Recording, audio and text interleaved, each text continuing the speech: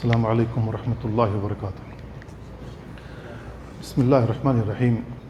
الحمد للہ رب العالمین والصلاة والسلام علی اشرف الانبیاء والمرسلین نبینا محمد وعلی آلہ وصحبہ اجمعین، اما بعد فاعوذ باللہ من الشیطان الرجیم۔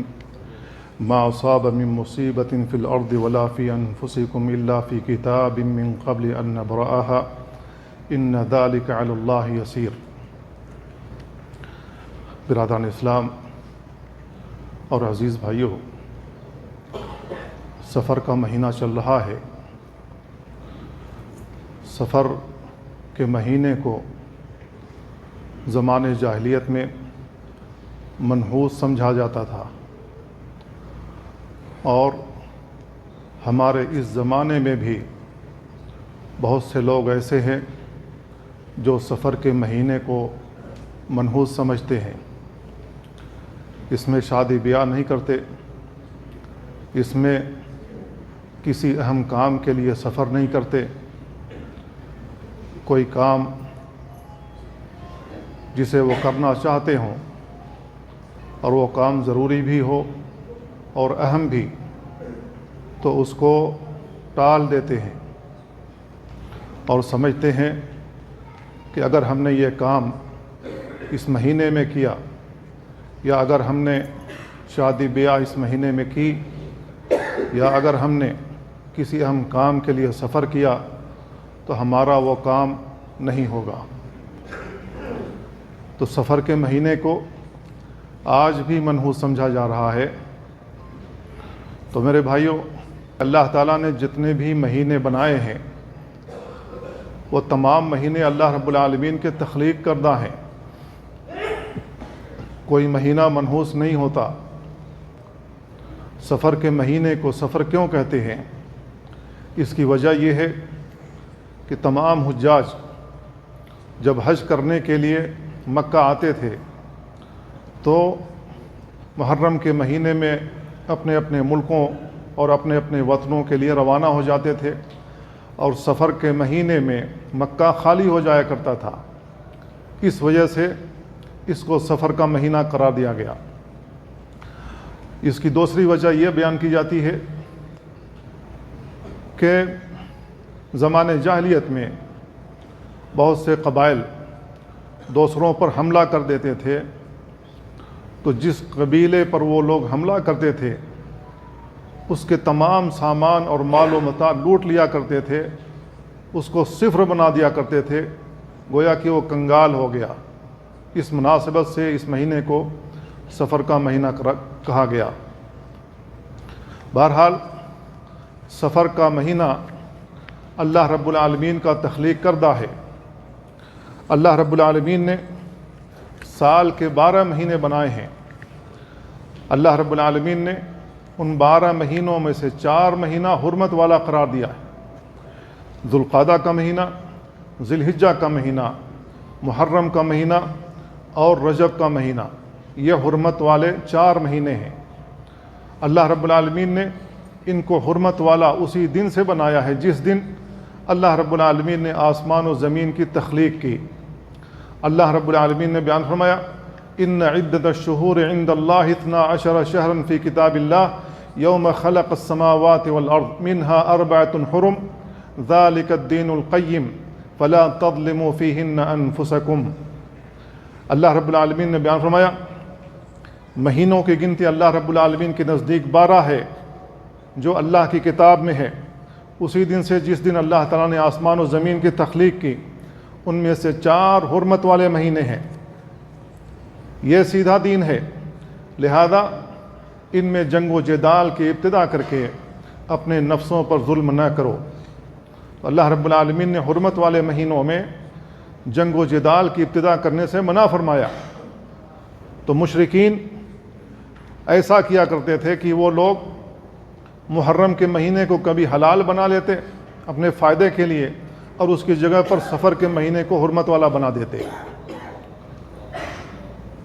اللہ رب العالمین نے جو حرمت والے مہینے 4 بنائے ہیں، اللہ کے نبی صلی اللہ علیہ وسلم نے اپنی حدیث میں اس کی وضاحت کی ہے۔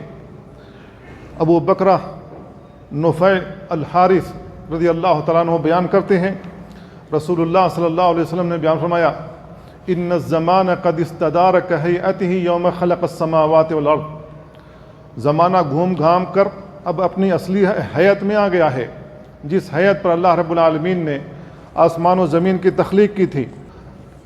السنۃ 12 شہرا، سال کے 12 مہینے ہیں، منہا 4 حرم، جن میں سے 4 حرمت والے ہیں، 3 متوالیات، 3 پے در پے ہیں، ذو القعدۃ وذو الحجۃ والمحرم، ذی قعدہ ذی الحجہ اور محرم کا مہینہ، ورجب و مضر الذی بین جمادہ و شعبان، اور 4 حرمت والا مہینہ رجب کا مہینہ ہے۔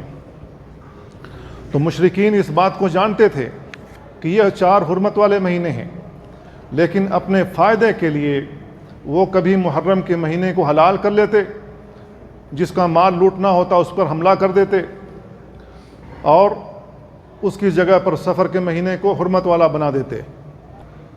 تو اس انداز سے وہ جو چاہتے کرتے تھے، تو اللہ کے نبی صلی اللہ علیہ وسلم نے اس سے منع فرمایا۔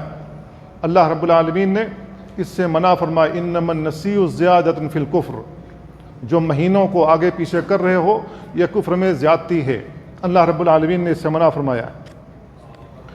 زمانے جاہلیت میں مشرکین یہ عقیدہ رکھتے تھے سفر کے مہینے میں عمرہ کرنا یہ بڑے گناہ کا کام ہے، وہ افجر الفجور کہا کرتے تھے، یہ سب سے بڑے گناہ کا کام ہے سفر کے مہینے میں عمرہ کرنا۔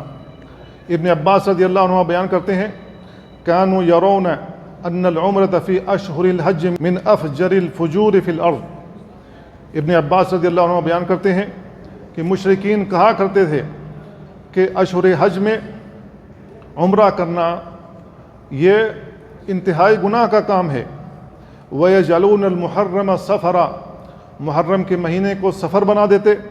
وَيَقُولُونَ، اور کہا کرتے تھے، اِذَا بَرَأَ الدَّبَرُ وَعَفَى الْأَثَرُ وَانْسَلَخَ السَّفَرُ حَلَّتْ لِمَنِ اعْتَمَرَ، وہ لوگ کہا کرتے تھے کہ جب اونٹوں کی مشقت، اونٹوں پر اپنا سامان لاد کر جو حج کے لیے جاتے تھے اور اس پر نشانات پڑ جاتے تھے، جب اونٹوں کی تھکاوٹ دور ہو جائے گی اور ان پر جو نشانات پڑے ہوئے ہیں سامان رکھنے کی وجہ سے وہ ختم ہو جائیں گے اور سفر کا مہینہ چلا جائے گا، تو جو شخص عمرہ کرنا چاہتا ہے عمرہ کر سکتا ہے۔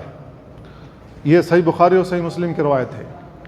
تو ابن عباس رضی اللہ عنہما نے اس حدیث میں صراحت کی کہ مشرکین سفر کے مہینے کو محرم بنا لیتے اور کبھی چاہتے تو محرم کے مہینے کو حلال بنا لیتے اور اس میں جنگ و جدال کرتے تھے۔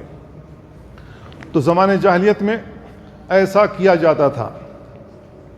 اور سفر کے مہینے میں ایک اور کام جو کرتے تھے وہ یہ ہے کہ اس مہینے کو بہت برا مہینہ سمجھتے تھے، اس مہینے کو منحوس مہینہ سمجھتے تھے، لہذا کوئی اچھا کام شادی بیاہ وغیرہ کا ہو نہیں کرتے تھے۔ سفر کرنا ہو کسی اہم کام کے لیے تو سفر کو ملتوی کر دیتے تھے، نہیں کرتے تھے۔ اللہ کے نبی صلی اللہ علیہ وسلم نے ان کے اس عقیدے کے بطلان کے لیے ایک حدیث بیان فرمائی۔ ابو ہریرہ رضی اللہ عنہ بیان کرتے ہیں، اللہ کے نبی صلی اللہ علیہ وسلم بیان فرمایا، لا عدوى ولا طیرۃ ولا حامۃ ولا سفر، آپ نے بیان فرمایا کوئی بیماری متعدی نہیں ہوتی، یعنی کسی بیماری کے اندر اللہ رب العالمین نے یہ طاقت نہیں رکھی ہے کہ وہ بیماری جس کو چاہے لگ جائے۔ آج بہت سارے لوگ ایسے ہیں جو سمجھتے ہیں کہ بیماریاں خود بخود لگ جایا کرتی ہیں۔ کسی کو مثلا کھجلی کی بیماری ہو اور کھجلی والا شخص کسی کے پاس بیٹھ جائے اور اس کی بھی کھجلی ہونے لگے، تو ایسی صورت میں کہتے ہیں کہ اس کی کھجلی مجھے لگ گئی، اس کی بیماری مجھے لگ گئی۔ تو لوگ سمجھتے ہیں کہ بیماریاں متعدی ہوتی ہیں، جبکہ اللہ کے نبی صلی اللہ علیہ وسلم بیان فرمایا کہ بیماریاں متعدی نہیں ہوتی ہیں۔ اگر یہ بیماریاں متعدی ہوتی تو تمام قسم کی بیماریاں سب سے پہلے ڈاکٹروں کو لگنی چاہیے، سب سے پہلے نرسوں کو لگنی چاہیے، کیونکہ ہر بیماری کو دیکھنے والا ڈاکٹر ہی ہے۔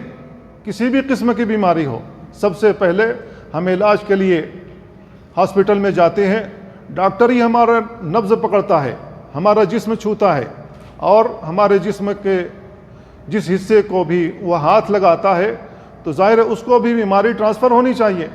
لیکن ہم دیکھتے ہیں ڈاکٹروں کو بیماری نہیں لگتی، نرسیں ہمارا ہاتھ پکڑ کر انجیکشن لگاتی ہیں، لیکن اس کو وہ بیماری نہیں لگتی جو ہم کو بیماری ہوتی ہے۔ تو اس سے معلوم ہوتا ہے کہ کوئی بیماری متعدی نہیں ہوتی۔ اللہ رب العالمین نے جس کے لیے بیماری مقدر کر رکھی ہو، جو بھی بیماری مقدر کر رکھی ہو، اس کو وہ بیماری لگ جاتی ہے، اور شفا یابی بھی اللہ رب العالمین کی طرف سے ہی آتی ہے۔ تو کوئی بیماری متعدی نہیں ہوتی۔ لا عدویٰ، آپ نے بیان فرمایا کہ کوئی بیماری متعدی نہیں ہوتی۔ ولا طیرہ، اور بدفعلی لینا جائز نہیں ہے۔ بدفعلی کیا ہے؟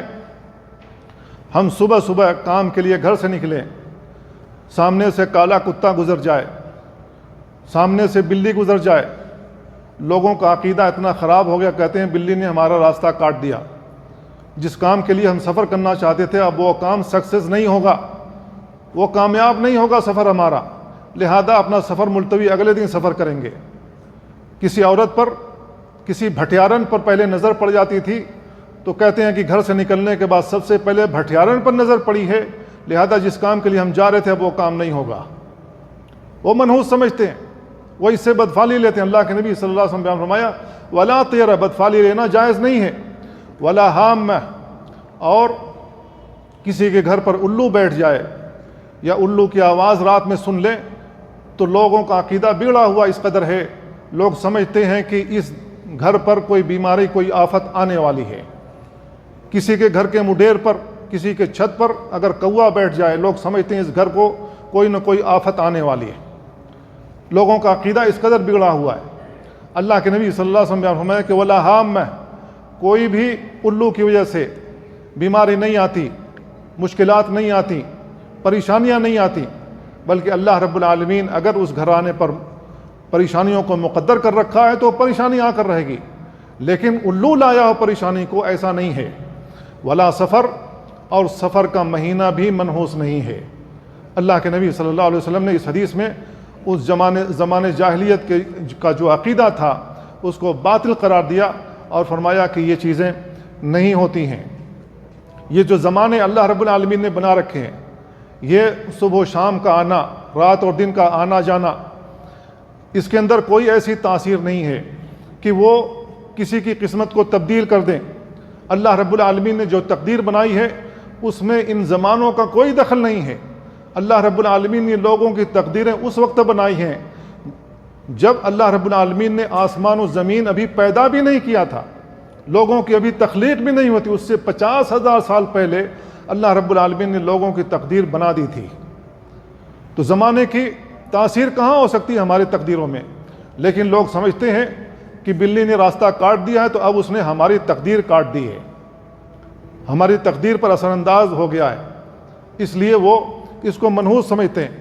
اللہ رب العالمین نے بیان فرمایا ما اصاب من مصیبت فی الارض ولا فی انفسکم، زمین کے اندر اور تمہارے نفسوں میں کوئی بیماری نہیں آتی، کوئی مصیبت نہیں آتی، الا فی کتاب، مگر اللہ رب العالمین نے اس کو کتاب مبین میں لکھ رکھا ہے، من قبل ان نبراها، قبل اس کے کہ اللہ رب العالمین نے اس کی تخلیق کی، اس کی تخلیق سے پہلے اللہ رب العالمین نے یہ سارا کچھ کتاب مبین میں لکھ رکھا۔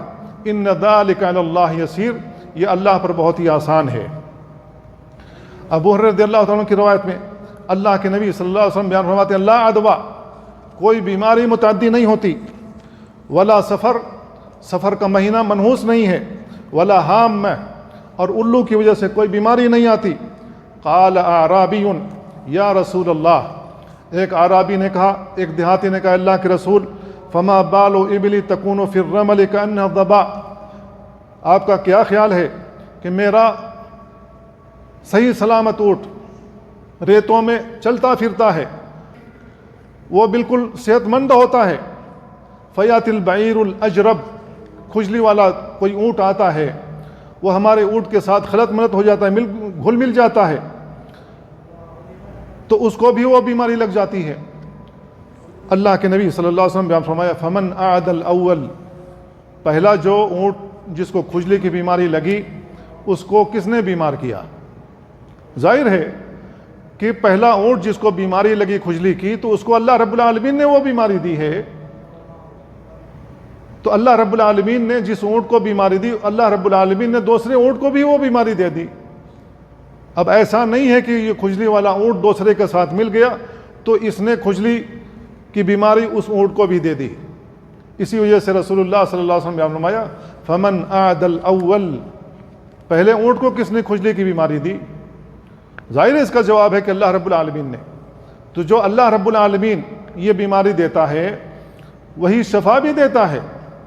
شفا کی امید بھی اللہ رب العالمین سے رکھنی چاہیے، شفا کی دعا بھی اللہ رب العالمین سے کرنی چاہیے۔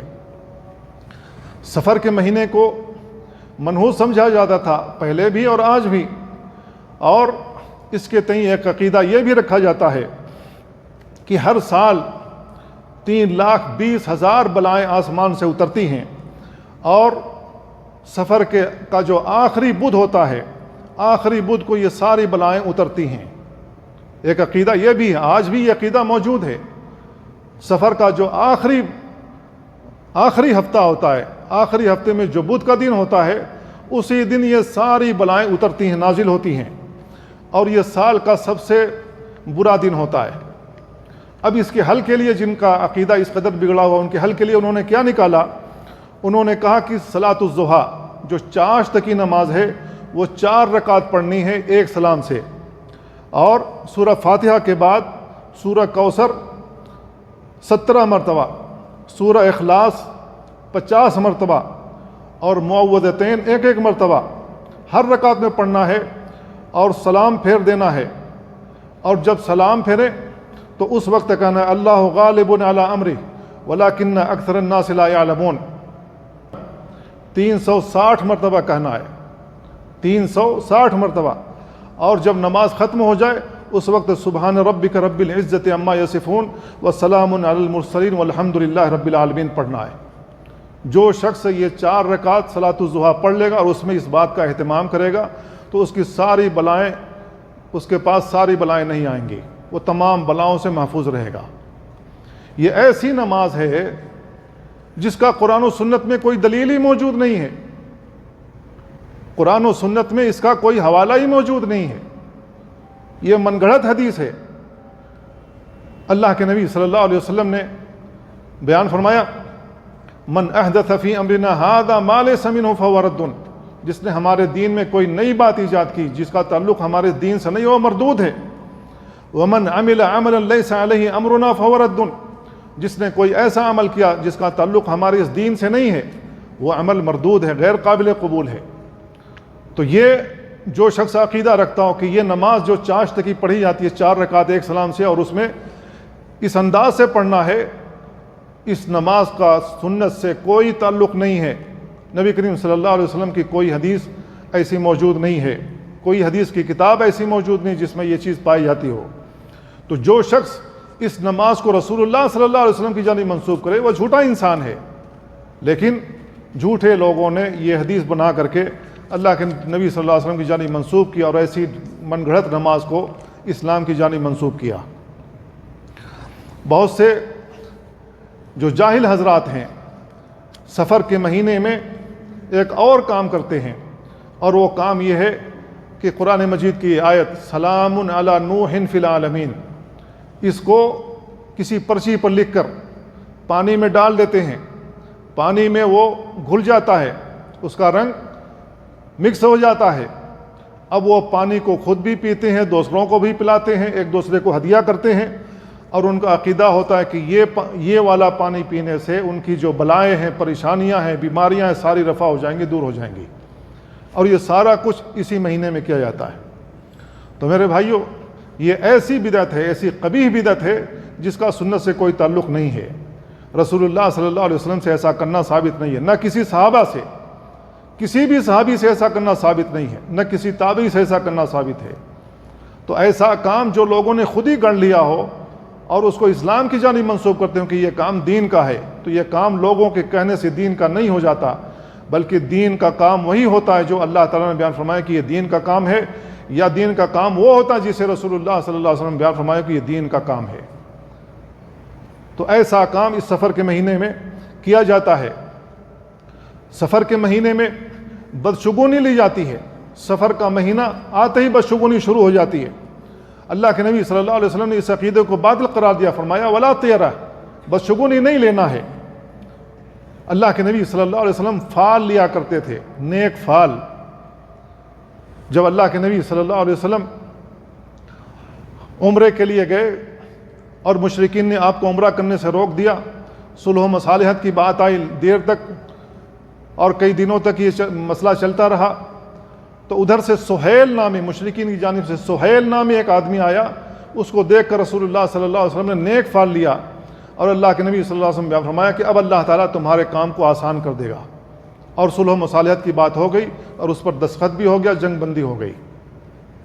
تو میرے بھائیو، نیک فال تو رسول اللہ صلی اللہ علیہ وسلم سے ثابت ہے، لیکن بری فال لینا، بدفالی لینا اللہ کے نبی صلی اللہ علیہ وسلم سے ثابت نہیں ہے، چاہے وہ بدفالی تیر کے ذریعے لی جاتی ہو، یا پرندوں کو اڑا کر بدفالی لی جاتی ہو، یا کسی اور ناحیے سے۔ بدفالی آج بھی لی جاتی ہے، کل بھی لی جاتی تھی۔ مشرکین نے خانہ کعبہ کے اندر ابراہیم علیہ السلام اور اسماعیل علیہ السلام کی تصویر بنا رکھی تھی، اور ان کے ہاتھ میں پانسے کے تیر تھما رکھے تھے، ایک پر لکھا ہوتا یہ کام کرو، دوسرے پر لکھا ہوتا نہ کرو، تیسرا خالی ہوتا۔ جب مشرکین کو کوئی اہم کام کرنا ہوتا، خانہ کعبہ کا دروازہ کھولتے اور اسی پانسے کے تیر کو جو ابراہیم علیہ السلام کے ہاتھ میں دے رکھا تھا، اس میں سے آنکھ بند کر کے کوئی ایک تیر نکالتے، اگر کرنے والے تیر نکل جاتا تو اس کام کو کرتے تھے، اگر منع والا تیر نکل جاتا اس کام کو نہیں کرتے تھے، اگر خالی نکل گیا تو پھر دوبارہ فال لیتے تھے۔ یہ ان کی بدفالی تھی۔ نبی کریم صلی اللہ علیہ وسلم قسم کھا کر بیان فرماتے ہیں، واللہ مستقسما قط، اللہ کی قسم کھا کر کہتا ہوں کہ ان دونوں نبیوں نے کبھی بدفالی نہیں لی، پانسے کی تیر نہیں استعمال کیے۔ لیکن ان مشرکین کا عقیدہ بگڑا، اور یہ مشرکین ابراہیم علیہ السلام اور اسماعیل علیہ السلام کے دین سے پھر گئے اور اس کے اندر نئی چیزیں نکالیں، تو انہی نبیوں کے ہاتھوں میں پانسے کی تیر تھما دیے۔ تو میرے بھائیو، یہ بدعقیدگی ان کے اندر موجود تھی۔ تو آج بھی یہ بدعقیدگی موجود ہے کہ لوگ اس مہینے کو برا سمجھتے ہیں اور اس سے بدفالی لیتے ہیں۔ اللہ کے نبی صلی اللہ علیہ وسلم کی حدیث آتی ہے ابو ہریرہ رضی اللہ تعالیٰ عنہ سے، آپ نے بیان فرمایا لا عدوى ولا طیرہ، کوئی بیماری متعدی نہیں ہوتی اور بدفالی لینا جائز نہیں ہے۔ وَأُحِبُّ الْفَعْلَ، میں فال کو پسند کرتا ہوں۔ قالوا یا رسول اللہ، صحابہ کرام نے کہا اے اللہ کے رسول، وَمَا الْفَعْل، فال کیا چیز ہے؟ آپ نے بیان فرمایا الکلمۃ الطیبہ، کوئی اچھا سا کلام ہو، کسی اچھے کلام سے، کسی کے اچھے کے نام سے نیک فال لی جا سکتی ہے، لیکن بدفالی لینا جائز نہیں ہے۔ اللہ کے نبی صلی اللہ علیہ وسلم نے بدفالی کو شرک قرار دیا ہے۔ ابو ہریرہ رضی اللہ عنہ کی روایت آتی ہے، آپ نے بیان فرمایا الطیرۃ شرک، 3 مرتبہ رسول اللہ صلی اللہ علیہ وسلم نے یہ الفاظ دہرائے، بیان فرمایا کہ بدفالی لینا شرک ہے۔ ایک اور روایت عبداللہ ابن عمر رضی اللہ عنہما سے آتی ہے، اللہ کے نبی صلی اللہ علیہ وسلم بیان فرمایا من ردته الطیرۃ عن حاجته فقد اشرک، جس شخص کو بدفالی نے پلٹا دیا ہو، واپس کر دیا ہو، اس نے شرک کیا۔ کیا مطلب ہے اس کا؟ اس کا مطلب یہ ہے کہ جو شخص گھر سے نکلا کوئی کام کرنے کے لیے، اس کے سامنے سے کتا گزر گیا، اس کے سامنے سے کوا گزر گیا، اس کے سامنے سے کالا کتا یا کالی بلی گزر گئی، اب وہ کام سے واپس ہو گیا، یہ کام کرنے آج نہیں جاؤں گا۔ کیوں؟ اس لیے کہ بدفالی میں نے لے لی کہ ہمارا یہ کام نہیں ہوگا۔ تو اللہ کے نبی صلی اللہ علیہ وسلم نے بیان فرمایا کہ جس کو کسی جانور نے واپس کر دیا ہو کسی بھی کام سے، تو اس نے شرک کیا۔ قالوا فما کفارۃ ذلک، صحابہ کرام نے پوچھا اللہ کے نبی اس کا کفارہ کیا ہے؟ آپ نے بیان فرمایا کہ ان تقول اللہم لا خیر الا خیرک ولا طیر الا طیرک ولا الہ غیرک۔ آپ نے بیان فرمایا کہ جو شخص اس انداز سے واپس ہو گیا ہو، اس کو فوری طور پر کفارہ ادا کرنا چاہیے، تو زبان سے کہنا چاہیے اللہم لا خیر الا خیرک ولا طیر الا طیرک ولا الہ غیرک۔ جو شخص ایسا کہے گا اس کا کفارہ ادا ہو جائے گا، اور جو شخص ایسا نہیں کہے گا اپنی زبان سے، اس کا کفارہ ادا نہیں ہوگا۔ تو میرے بھائیوں، بدفالی لینے والے بہت سے مسلمان آج بھی موجود ہیں جو بدفالی لیتے ہیں، اور یہ جو بدفالی کا سلسلہ ہے یہ آج سے نہیں ہے۔ موسیٰ علیہ السلام ہوں، چاہے ان سے پہلے یا ان کے بعد کے انبیاء ہوں، جو مشرکین تھے ان سے بدفالی لیا کرتے تھے۔ وہ لوگ کہا کرتے تھے فَإِذَا جَاءَتْهُمُ الْحَسَنَةُ، اللہ رب العالمین نے ان کے تعلق سے بیان فرمایا فَمَنْ جَاءَتْهُمُ الْحَسَنَةُ، اگر ان کے پاس کوئی اچھائی آ جاتی قالوا لنا هذه، انہوں نے کہا کہ یہ ہماری وجہ سے ایسا ہے، ہم بتوں کے پجاری ہیں، ان کے اوپر چڑھاوے چڑھاتے ہیں اور یہ سارے کام کرتے ہیں، تو یہ ہمارے لیے ہے۔ وَإِن تُصِبْهُمْ سَيِّئَةٌ، اور اگر انہیں کوئی بیماری پہنچ جاتی، انہیں کوئی تکلیف پہنچ جاتی، انہیں کوئی نقصان پہنچ جاتا، يَطَّيَّرُوا بِمُوسَىٰ وَمَن مَعَهُ، تو وہ لوگ موسیٰ علیہ السلام اور ان کے اوپر ایمان لانے والوں سے بدفالی لے لیا کرتے تھے۔ الا انما طائرهم عند اللہ، آگاہ ہو جاؤ کہ تمہاری بدفالی اللہ رب العالمین کے نزدیک ہے۔ ولکن اکثرهم لا يعلمون، لیکن اکثر لوگ نہیں جانتے ہیں۔ تو اللہ رب العالمین نے بیان فرمایا الا انما طائرهم عند اللہ، ان کی بدفالیاں جو ہیں وہ اللہ رب العالمین کے پاس ہیں، اللہ رب العالمین نے لکھ رکھا ہے ان کے لیے، نقصان یا فائدہ اللہ رب العالمین نے ان کے لیے لکھ رکھا ہے۔ یہ برا فال جو لیتے ہیں موسیٰ علیہ السلام اور ان کے اوپر ایمان لانے والوں سے، تو یہ بدفالی وہ خود لے رہے ہیں، جبکہ یہ بدفالی لینا درست نہیں ہے۔ یہ بدفالی ان کی بدعمالیوں کا نتیجہ ہے، جو وہ شرک کر رہے ہیں، جو وہ کفر کر رہے ہیں، اللہ رب العالمین کا حق نہیں ادا کر رہے ہیں، تو یہ لوگ خود مجرم ہیں اور اللہ رب العالمین کے عذاب کو دعوت دیتے ہیں، اللہ رب العالمین کے غضب کو دعوت دیتے ہیں۔ اللہ رب العالمین ان سے ناراض ہوتا ہے اور ان کے اوپر مختلف قسم کے عذاب مسلط کر دیتا ہے۔ تو ہمیں بدفالیوں سے بچنا چاہیے۔ ایک اور آیت میں اللہ رب العالمین نے بیان فرمایا قالوا انا تطیرنا بکم، تو یہ مشرکین کہتے کہ ہم تم سے بدفالی لیتے ہیں، لئن لم تنتہوا، اگر تم باز نہیں آئے، لنرجمنکم، ہم تمہیں سنگسار کر دیں گے، ولیمسنکم منا عذاب علیم، اور تمہیں دردناک عذاب پہنچے گا۔ قالوا طائرکم معکم، تو وہ لوگ کہتے کہ تمہاری جو بدفالی ہے تمہارے ساتھ ہے، ان ذکرتم بل انتم قوم مسرفون۔ اللہ رب العالمین نے یہ ساری باتیں قرآن مجید میں بیان فرما رکھی ہیں۔ تو جو بدفالیاں ہوتی ہیں ان کی معصیت کا نتیجہ ہے، ان کی برائیوں کا نتیجہ ہے، اللہ رب العالمین کے ساتھ کفر کا نتیجہ ہے، اللہ رب العالمین کے ساتھ شرک کا نتیجہ ہے، رسولوں کو جھٹلانے کا نتیجہ ہے، مومنوں کو ایذا پہنچانے کا نتیجہ ہے، اللہ کی کتابوں سے انکار کا نتیجہ ہے۔ جب وہ اللہ کی کتاب کا انکار کرتے ہیں اور اس کے ساتھ ناروا سلوک کرتے ہیں، اس کی توہین کرتے ہیں، تو اللہ رب العالمین کا غیظ و غضب اترتا ہے، تو اللہ رب العالمین ان کو اپنے عذاب میں لپیٹ لیتا ہے۔ تو لوگوں کو غور کرنا چاہیے کہ ہمارے اوپر عذاب آ رہا ہے، اللہ رب العالمین اتنے عذابوں سے ہم کو گھیرے ہوئے ہے، تو کیوں گھیرے ہوئے ہیں؟ ہمیں خود غور کرنا چاہیے۔ تو کبھی ہماری بدعمالیوں کا نتیجہ ہوتا ہے، کبھی ایسے کام کرنے کا نتیجہ ہوتا ہے جس سے اللہ تعالیٰ نے منع کیا ہوتا ہے، اس کے رسول نے منع کیا ہوتا ہے اور ہم وہ کر رہے ہوتے ہیں۔ اللہ کے عذاب سے بے خوف ہو جاتے ہیں، اللہ کے عذاب سے ہم ڈرتے نہیں اور ڈھٹائی کے ساتھ برائیاں کرتے رہتے ہیں۔ اللہ رب العالمین لوگوں کو اپنے عذاب میں گھیر لیتا ہے۔ تو میرے بھائیو، سفر کے تعلق سے جو بدعقیدگی مسلمانوں میں آج بھی موجود ہے، ہمیں ان سے باز آنا چاہیے اور کتاب و سنت کے دائرے میں رہنا چاہیے۔ اللہ تعالیٰ ہمیں ان باتوں کو سمجھنے اور ان پر عمل کرنے کی توفیق عطا فرمائے۔ وصلی اللہ وسلم علی نبینا محمد وعلی آلہ وصحبہ اجمعین۔ السلام علیکم ورحمۃ اللہ۔